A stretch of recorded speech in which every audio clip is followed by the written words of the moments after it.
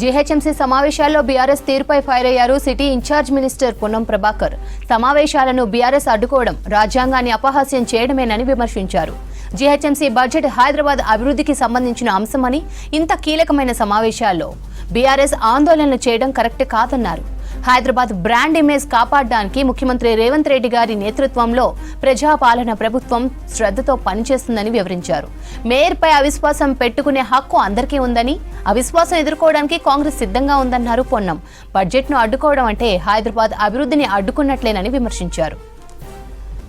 GHMC సమావేశాల్లో BRS తీరుపై fire అయ్యారు city in charge minister Ponnam Prabhakar. సమావేశాలను బీఆర్ఎస్ అడ్డుకోవడం రాజ్యాంగాన్ని అపహాస్యం చేయడమేనని విమర్శించారు. జీహెచ్ఎంసీ బడ్జెట్ హైదరాబాద్ అభివృద్ధికి సంబంధించిన అంశమని, ఇంత కీలకమైన సమావేశాల్లో బీఆర్ఎస్ ఆందోళనలు చేయడం కరెక్ట్ కాదన్నారు. హైదరాబాద్ బ్రాండ్ ఇమేజ్ కాపాడటానికి ముఖ్యమంత్రి రేవంత్ రెడ్డి గారి నేతృత్వంలో ప్రజాపాలన ప్రభుత్వం శ్రద్ధతో పనిచేస్తుందని వివరించారు. మేయర్పై అవిశ్వాసం పెట్టుకునే హక్కు అందరికీ ఉందని, అవిశ్వాసం ఎదుర్కోవడానికి కాంగ్రెస్ సిద్ధంగా ఉందన్నారు పొన్నం. బడ్జెట్ను అడ్డుకోవడం అంటే హైదరాబాద్ అభివృద్ధిని అడ్డుకున్నట్లేనని విమర్శించారు. జీహెచ్ఎంసీ సమావేశాల్లో బీఆర్ఎస్ తీరుపై ఫైర్ అయ్యారు city in charge minister Ponnam Prabhakar. సమావేశాలను బీఆర్ఎస్ అడ్డుకోవడం రాజ్యాంగాన్ని అపహాస్యం చేయడమేనని విమర్శించారు.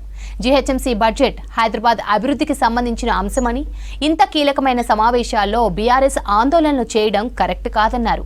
హైదరాబాద్ బ్రాండ్ ఇమేజ్ కాపాడడానికి ముఖ్యమంత్రి రేవంత్ రెడ్డి గారి నేతృత్వంలో ప్రజాపాలన ప్రభుత్వం శ్రద్ధతో పనిచేస్తుందని వివరించారు.